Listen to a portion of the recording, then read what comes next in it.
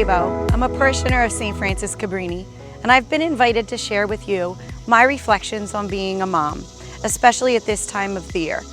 As the days begin to shorten and the sounds of summer give way to the rustle of backpacks and school bells, I find myself reflecting on the season that's just now passing and the one that's just ahead. I'm a mother of three, a 10th grader, a 6th grader, and a brand new 1st grader. Each of my children are in a very different stage of life, and each one needs me in a very different way. That alone can be overwhelming, but as challenging as it is, I'm also filled with gratitude. I get to walk alongside them as they grow into who God created them to be. To be honest, I'm one of those moms who loves having my kids home. The more bikes in my driveway, the better. My summer days have started early with my youngest and stretch late into the night with a pool full of teenagers, and in those moments, my heart is very full.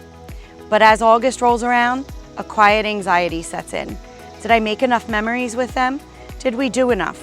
Will they remember this summer as one that filled their hearts? And so I pack our days with fun, family, and togetherness, not out of obligation, but out of joy. Even the chaos, and yes, the sibling squabblings, and the unmade beds feels like part of the blessing.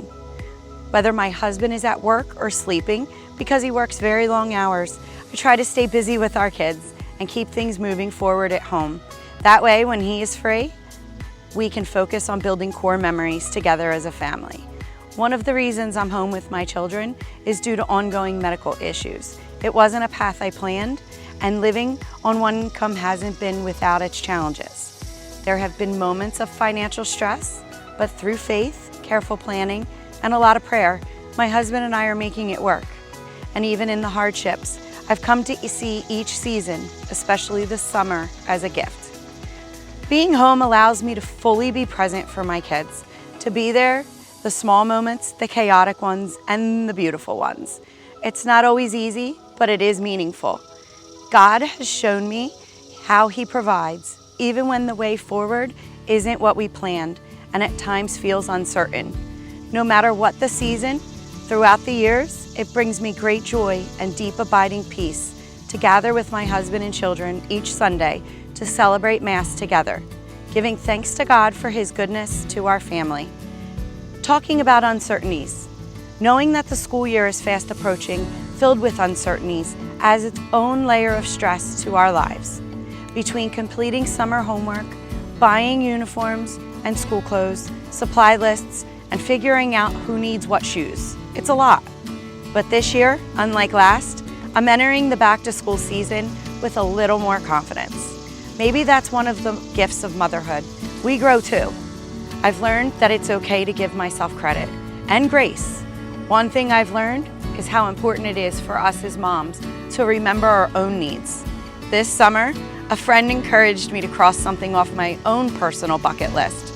It reminded me that I'm also not just a mom and a wife, but I'm also a woman with dreams, hobbies, and hopes. And when I care for myself, even in small ways, I am better equipped to care for my family. Soon the house will be quieter during the day, and while that brings a tinge of sadness, it also opens the door to a new rhythm. Time to read a book, watch a show I've put off seeing all summer, reach out to the person I've been meaning to call, maybe even enjoy lunch in peace with a friend or two. It's a gentle reminder that it's okay to enjoy the quiet, to recharge, and to let God refill my cup. At the end of the day, being a mom is both incredibly hard and incredibly beautiful. I've come to rely on this truth. Give it to God. Whether I'm rejoicing over my blessings, doubting my decisions, overwhelmed with stress, or just tired, I give it all to God. He carries me through everything through motherhood, through marriage, and through my own journey as a woman of faith.